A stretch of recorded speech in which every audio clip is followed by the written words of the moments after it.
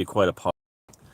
I had what you Christians call an epiphany, and it's true what they say that the seeds of destruction are sown within every pathological field of its own destruction, and it's definitely true.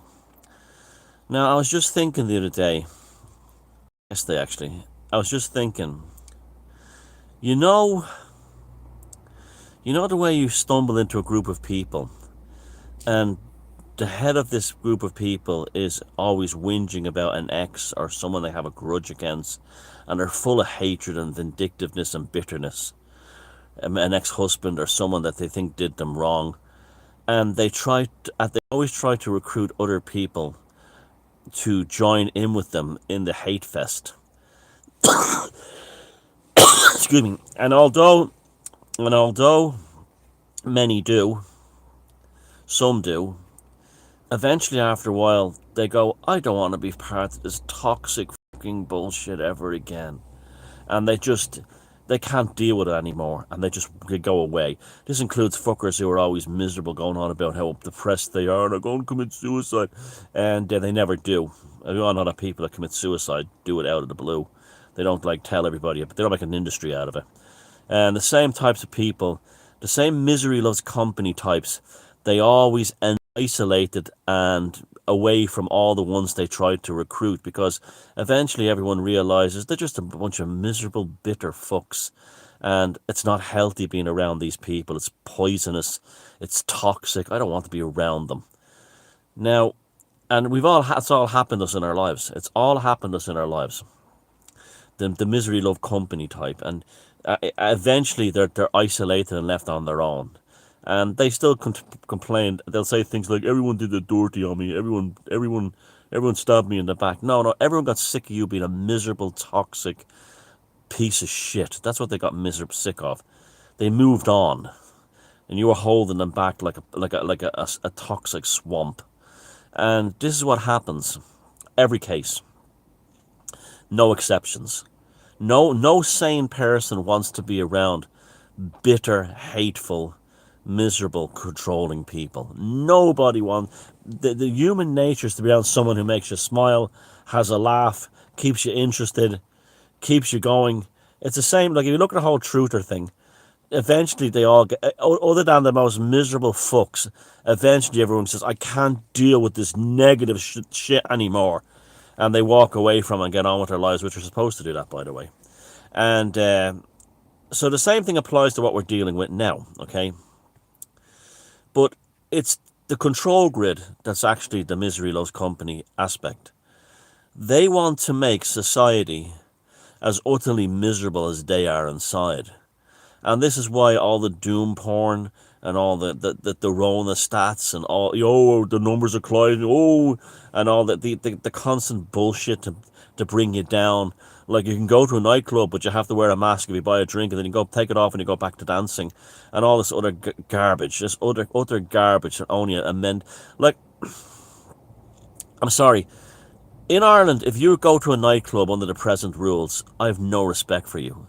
You are beyond pathetic. Wearing a mask when you walk in the door, wearing a mask while you're at the bar, but taking the mask off while you're on the dance floor is allowed. If you haven't figured out now that the Irish government are mentally ill, the Irish bureaucracy are mentally ill, the Irish civil service are mentally ill, the Irish mainstream media are mentally ill, there's no hope for you at this point. Absolutely none. There's no hope for you. If you have not figured out that they're mentally ill, then there's no hope for you. And there's two reasons for this. One, you are mentally ill yourself and you're stupid. And secondly, you are misery loves company, because you're actually enjoying all the miserable doom porn, and there'll be an element of society like that. But eventually, you will find yourself isolated, and no one will want to be around you.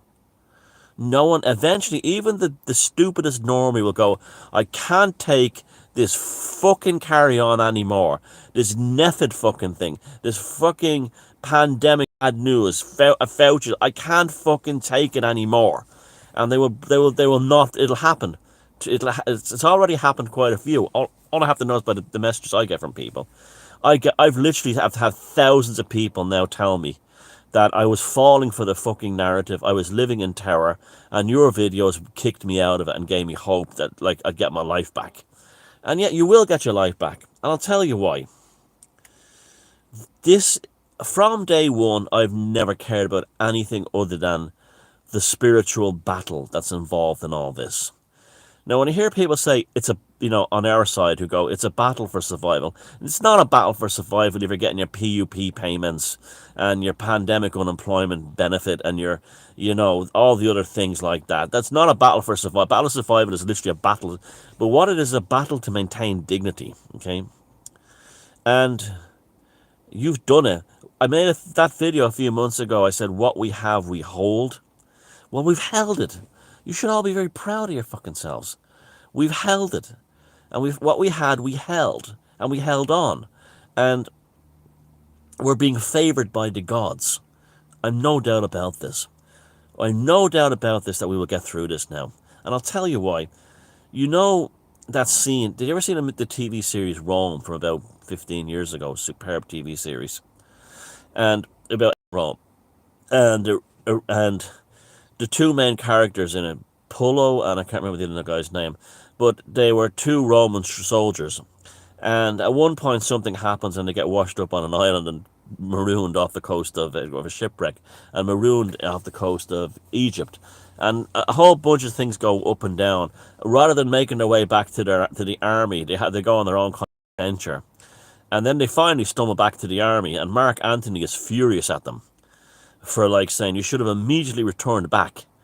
And he brings them to Julius Caesar to tell them what the story, to relay their story, and furious at them. And Mark Antony is like, oh, when you hear this shit, when you hear what they're going to tell you. And then Julius Caesar listens to their story and goes, okay, you may return back to active service. And Mark Antony goes, what? You're not going to at least, punish them on some level for subordination? And Julius Caesar turns around to Mark Antony and goes, it's clear to me that those men are protected by very powerful gods.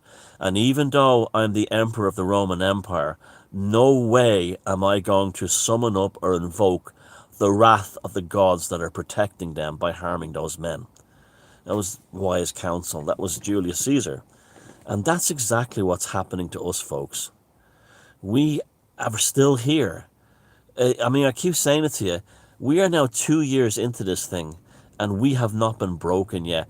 Sure, we have our bad days. You're only human. That's allowed. But we haven't been broken yet. What we had, we held. Despite all the doom porn, all the negativity, all the attacks on us, this latest thing of trying to blame the unvaccinated for spreading the thing when it's obviously not true at all. And if the vaccine works, then why are we a problem? We wouldn't be. And we've held out, and we continue to hold out because we have powerful gods in our favor. We have powerful gods as a pagan. And I don't care if you're Christian or anything, you say it's Jesus or whatever, but we have the power of the gods in our favor. I've no doubt about it. They've lasted this long. It's remarkable.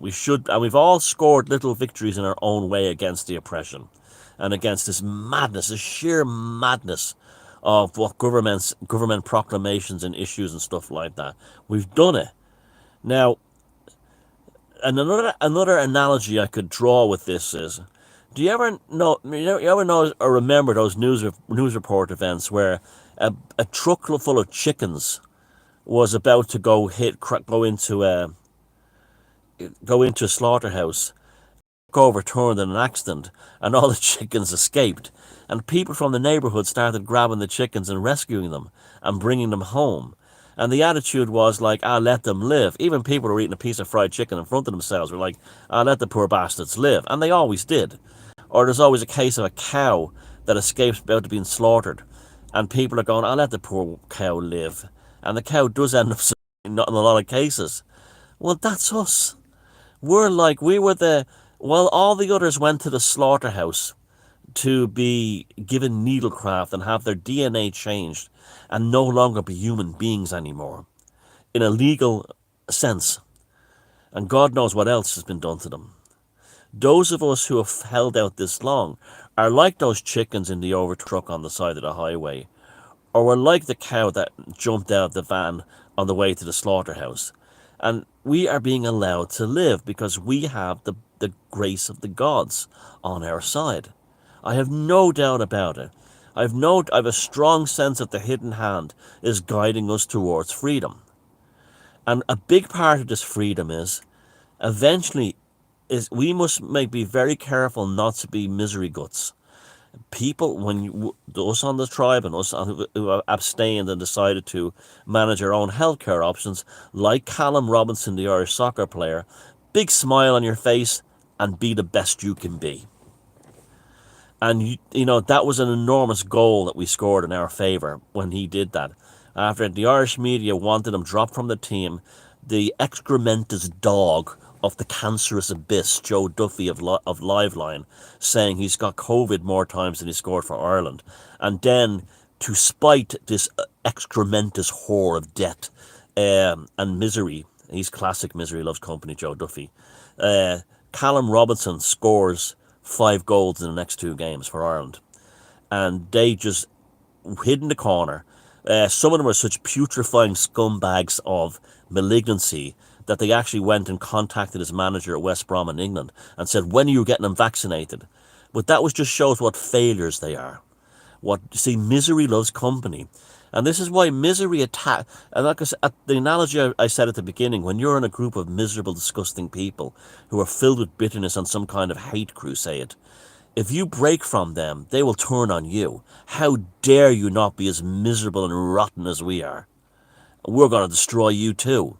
This is why those people go into things like coercion and blackmail, which is what's happening with the fucking Rona and the needlecraft, And because we have not been cowards, remember that. We've been extremely brave. Because we have not... cowardice is lubricated by mediocrity. The fact that you've said no to this shows that you're not a mediocre person. You are a special person, and the gods have recognized this in you and kept us going for this long, to the point where we are turning the corner. We are changing things. Now, if you're the kind of person that goes, we got to wake up society, we got to wake up the world, or we're all doomed, well, you're fucked. Because I don't care about people who choose to get the needlecraft.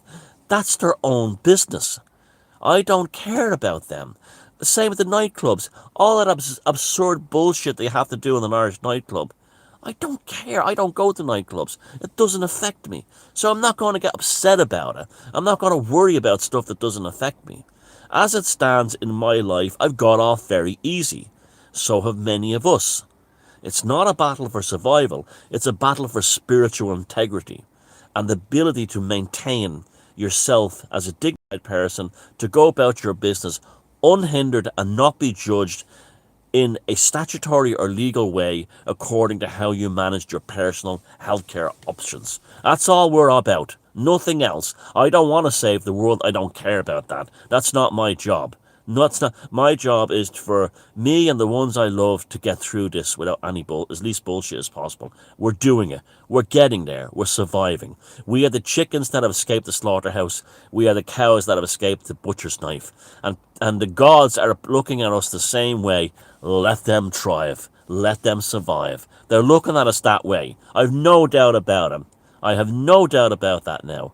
And the insanity of the masses and the misery of love's company will continue to obliterate and destroy itself until there's literally, it'll be just like what the Soviet Union collapsed was. Everybody, even the biggest moron, if you weren't employed by the state, and unfortunately in Ireland that's a big problem because we're one of the largest civil servants and civil services in the world, and those people are the dregs of humanity. And but eventually the masses eventually came to see that everything the government was saying was bollocks. And this will happen with this. Eventually, even the most semi-sentient normie will go, this can't be real, it's bullshit. And they really expect us to believe this? It's already started in many places.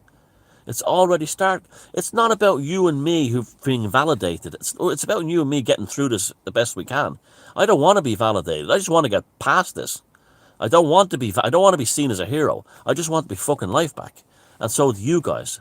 And we're getting there. What we had, we held. We held it well. And now we built a barricade and we can now move forward. We're okay. We're fine. We're getting there. But don't let this negativity wash over you, because misery not only loves company, but misery destroys company. It's the company around it.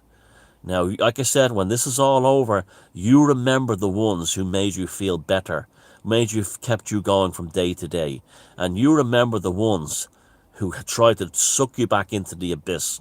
And remember that the reason why you weren't sucked back into the abyss by misery loves company is because you had the gods in your favor. And if that isn't a worthy thing, I don't know what is. Take care.